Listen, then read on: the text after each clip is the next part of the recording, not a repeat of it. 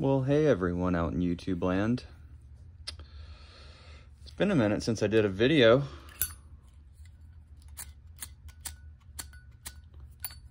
Zippos are so weird.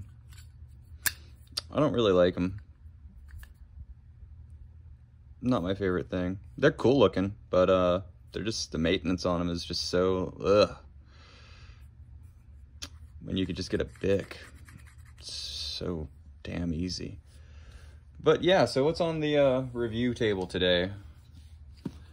In light of not really having the capacity right now to do my normal style reviews of test cutting and blade slinging, I figured I'd do kind of a tabletop review, really, of some small fixed blade knives, which really have been some of my bar none favorite knives of all time.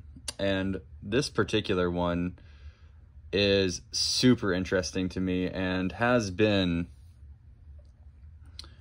my favorite pocket sized EDC fixed blade. And this is the Boker Bugout is what it was called when it was released. About a 3-finger grip. I think it's SK Knives, yeah. So you can actually still get these from him. And if I was going to get one from him, I would get him to custom make a handle just about an inch longer, but leave the blade the same length.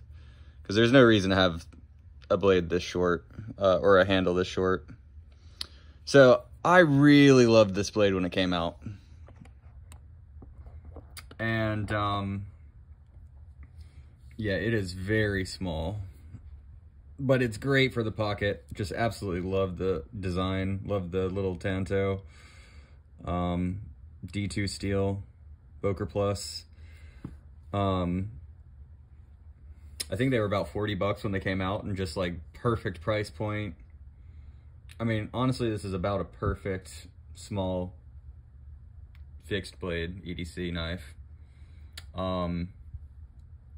It was called the Benchmade Bugout, and I realized very quickly that it came out around the exact same time as the Benchmade Bugout, and Boker kind of did a shifty little name change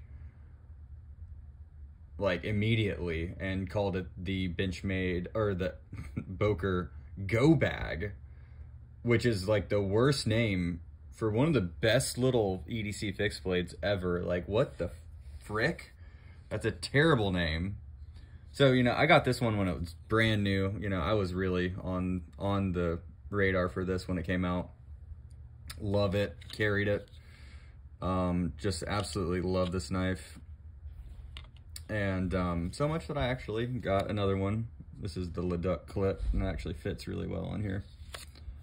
But yeah, this one 684, and this one is 649. So pretty close in line together. They were made probably in the same batch. I don't know if they were all run at once or what, but I'm the kind of guy that is, 2 is 1 and 1 is none. So if you really like something, maybe go ahead and get 2 of it, because you just never know when or if it'll be available. So I think I got this one right after I got this one, not too long, because I like this one so much. I was like, oh, I'm gonna go ahead and grab a second one, and I did. Glad I did, because you can't find these anymore, really. I'm sure you could get on eBay and look for one. And like, SK Knives is still, making these things, so he probably could still make you one.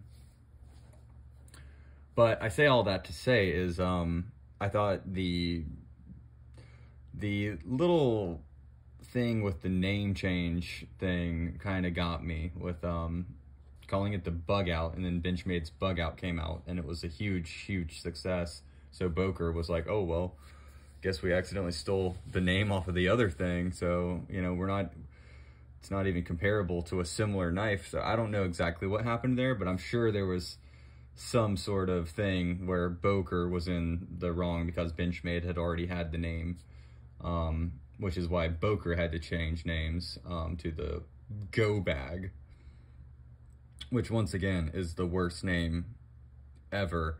And when they came out, they were $40, and then I remember quickly they became like $50, and I was like, what the fuck? Or excuse my language, what the crap? So I don't know how much you'd probably be able to find one for now.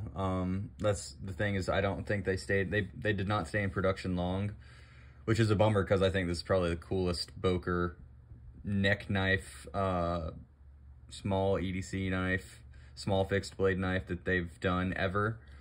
And it is a bummer that it went out of business, or not out of business, out of production so quickly.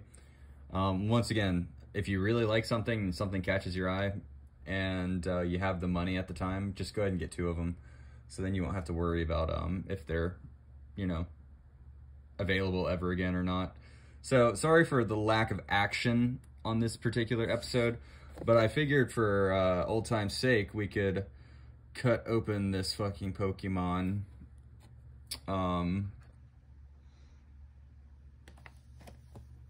packet and get these toys out. Scaled for battle figures.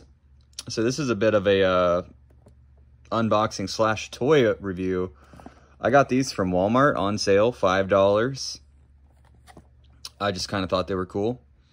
And I have a little bit of an action figure collection, and I don't have any Pokemon action figures, so I'm sure this would be probably better to sell in the future than to open now.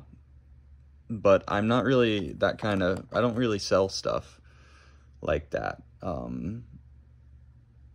don't really care. $5. That means each one of these guys was $2, and the packaging was, you know, $1. So, you know, it's all fossil fuels melted into whatever anyway. The Boker Bugout slash Go Bag, whatever you want to call it. I'd just call it the Boker Plus SK Knives design. I don't even know what I don't know what you call this knife. I don't know how you'd look it up, because that thing is like, it went by 2 different names, and in quick succession, you know, became something different. All right, Pikachu, I choose you. Oh, okay. Squirtle.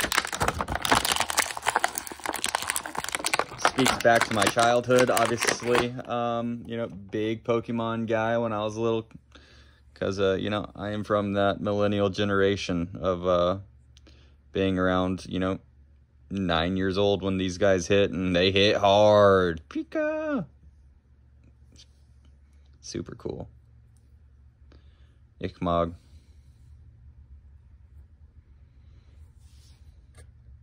Alright, well, yeah, Boker Bugout, Go Bag.